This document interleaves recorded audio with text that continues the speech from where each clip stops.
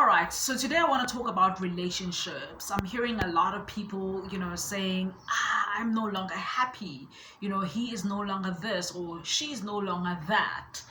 And I want to bring your attention to something. If you're going to base your relationship on happiness, then you're bound to fail.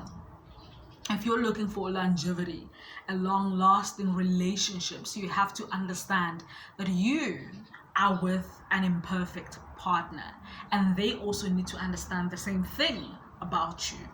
Hence, happiness shouldn't be the key factor to longevity. No, it can't be. You know, um, the main thing is what we call choice. I am not happy right now, but I choose to be with you because I understand that, in relationships, things will fluctuate. Sometimes you'll be happy, sometimes you'll be not. You know, I may not love you the way I loved you before, or I may not feel the love I'm expecting from you right now, but I'm choosing to stay. So, I think the maturity that needs to come in is understanding that a relationship and staying together is a choice.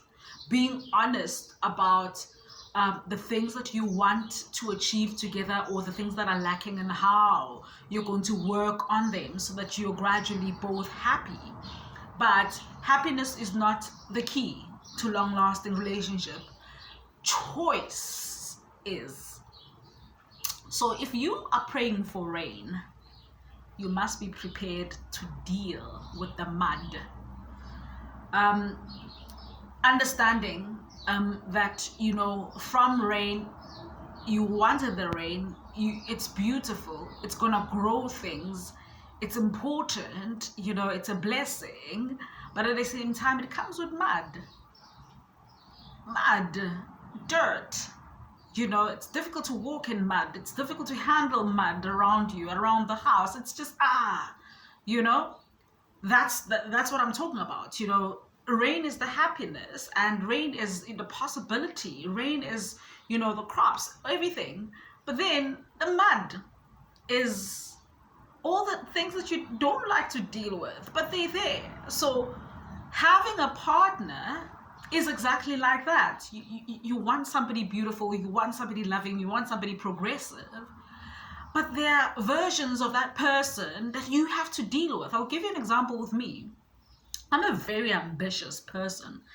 I'm a go-getter, I'm hardworking, I'm a creative person, I'm a genius, if I have to say so myself.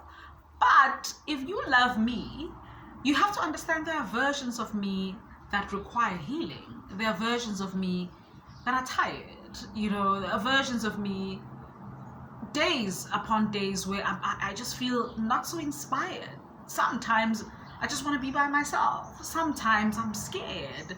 Sometimes, there are versions of me that you have to deal with when you're with me. So I have to also understand that about you. That you're great, you're hardworking, you're ambitious, you're bringing money into the house, you're just that guy.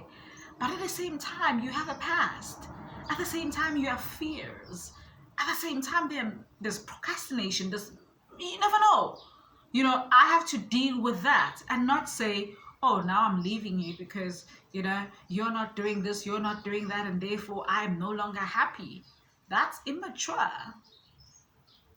So I'm just hoping that, with this video, I'm able to help somebody, uh, bring you to a realization that relationships are complicated, and more than anything, though, you need to understand the power in decision making.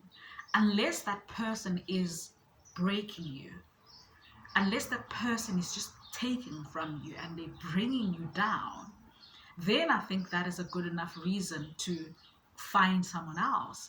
But if a person is constantly dealing with themselves and they're trying, and there are seasons where they're just not inspired, but they're not tearing you down, they're just not inspired themselves, allow them the process to grow and just be there to support and inspire them. And you'll see that longevity is not difficult to attain.